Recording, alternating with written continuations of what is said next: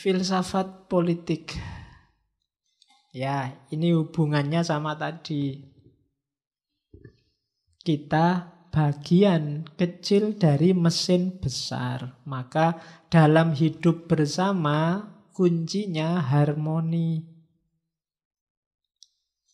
Harmoni itu terjadi ketika kita tidak ngitung keinginan kita, tapi yang kita hitung kepentingan bersama biar mesin besar ini jalannya bagus. Kehidupan bersama kita jalannya bagus. Manusia pertama-tama bukan individu tapi kawanan. Kawanan bahasa Indonesia ya, bukan bahasa Jawa. Ya bahasa Jawa kawanan itu jenenge.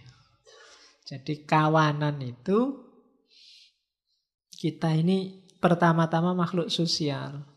Kita tidak mungkin dan tidak bisa hidup sendirian. Maka pentingkan dulu kehidupan bersama. Itu pertama, politiknya Stoa. Politiknya Stoa yang kedua, asumsinya adalah hidup ini, tak baca aja ya. Karena semua manusia itu levelnya sama, harusnya kita ini kan manusia yang sama seluruh dunia. Harusnya ada aturan bersama yang mengikat kita. Hari ini sudah terwujudkan antara lain lewat model-model PBB, model-model deklarasi HAM. Itu dulu yang mencita-citakan awal orang-orang seperti kaum Stoa ini. Jadi jangan terlalu banyak aturan yang beda-beda. Wong kita ini manusia hidup di dunia yang sama. Bikinlah aturan yang berlaku untuk semua orang. Begitu aturan itu beda-beda, lahirnya pasti nanti diskriminasi. Nyari aturan seminim mungkin atas dasar kemanusiaan umum. Jadi bikin semacam unified human society. Oke, terus ada juga sebenarnya orang Stoa yang tidak suka politik. Karena zaman itu politiknya agak trik.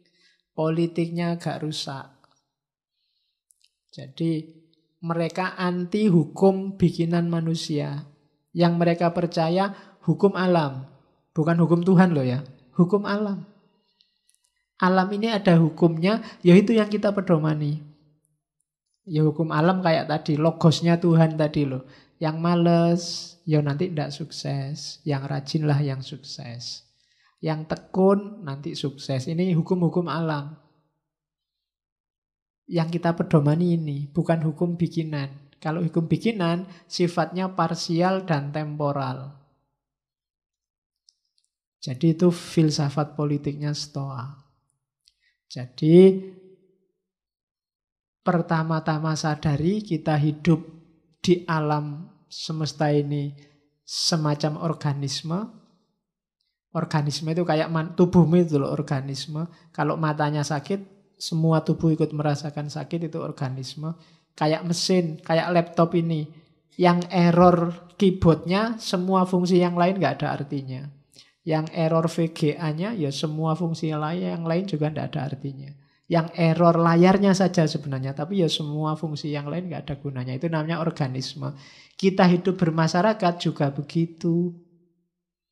Jangan dikira kalau Pak itu kan minoritas. Kita bikin sengsara juga nggak masalah. Enggak, dia bagian kecil dari organisme besar di mana kita hidup di situ. Kalau yang satu kacau, mesti kita juga akan ikut kacau.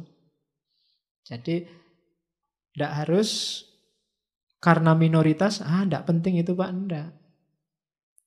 Setiap komponen dia ada perannya. Maka kehidupan sosial juga harus begini. Kita utamakan kepentingan bersama, bukan keinginanmu sendiri. Nah, itu filsafat politiknya Stoa. Oke. Kita temui satu-satu tokohnya. Yang tadi baru dasarnya. Ya masih panjang. Ya masih panjang. Malam ini tuh saya cuma baru ngomong etika. Logikanya belum. Fisikanya juga belum. Entah kapan nanti ya. Jadi kalau ada yang tanya, kapan Pak habisnya materi ngaji filsafat? Saya juga tidak tahu kapan. Oke, pokoknya sak kuat-kuatnya. Zeno, gagasan utamanya kita ulang lagi itu. Satu, yang sudah dijelasin nggak usah tak ulang.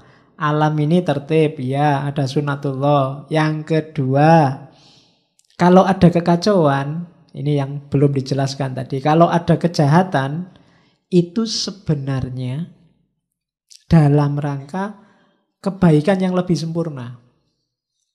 Ada gempa, ada badai, itu pasti ada penyesuaian-penyesuaian yang nanti lebih baik dari sebelumnya.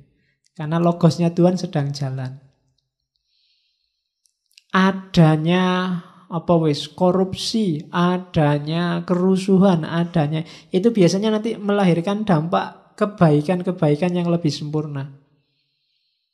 Kalau nggak ada yang korupsi, mungkin nggak ada KPK. Kalau nggak ada KPK, nanti nggak ada ini, nggak ada itu. Terus ada kebaikan-kebaikan yang lebih sempurna. Itu katanya Zeno.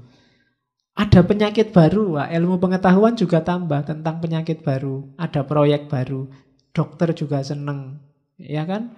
Kemudian ahli kesehatan seneng, pemerintah juga seneng. Ada lahan nih, bisa jadi proyek menteri kesehatan nih, bisa. Ada kebaikan-kebaikan baru. Orang kenal penyakit AIDS, dulu bingung apa penyakit AIDS ini. Sekarang ketemu lagi penelitian-penelitian baru, ilmu baru, wawasan baru. Semakin sempurna hidup kita, semakin baik.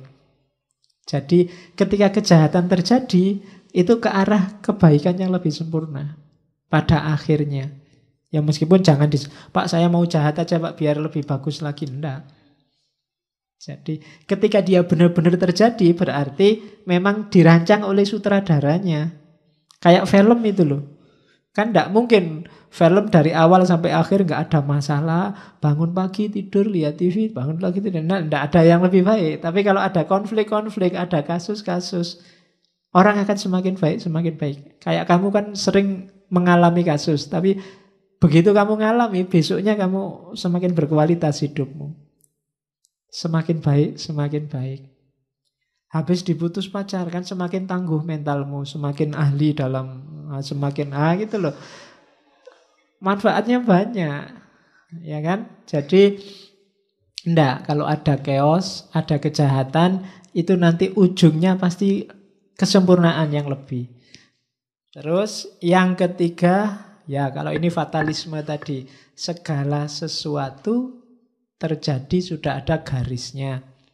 Yang keempat, manusia itu bebas. Cuma bebas bukan berarti manusia nggak ditakdirkan. Hanya saja satu-satunya makhluk yang bisa nawar itu manusia. Nawar takdirnya. Ada yang menerima takdirnya, ada yang memberontak takdirnya, katanya Zeno. Saya tidak terima Pak, masa sama Allah ditakdirkan jadi orang Indonesia.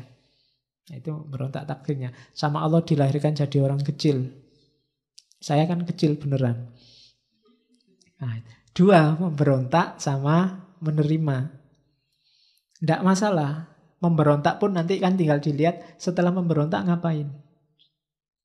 Tidak mesti jelek.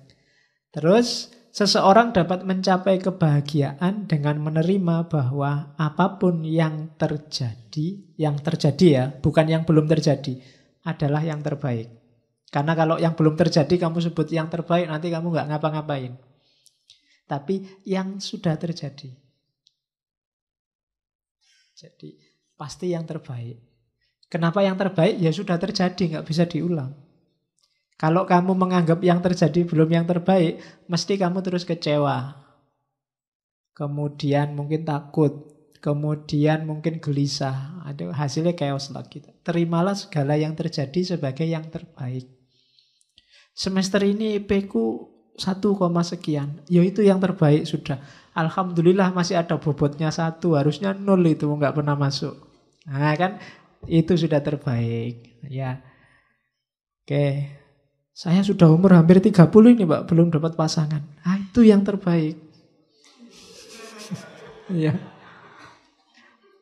Oke, ya kamu nggak ngerti sih. Kalau kamu dapat pasangannya umur 17 dulu, kamu nggak akan nyampe sini sekarang. Nah, mungkin begitu. Jadi, ya itu yang terbaik. Pokoknya anggaplah semua yang terbaik. Itu Zeno.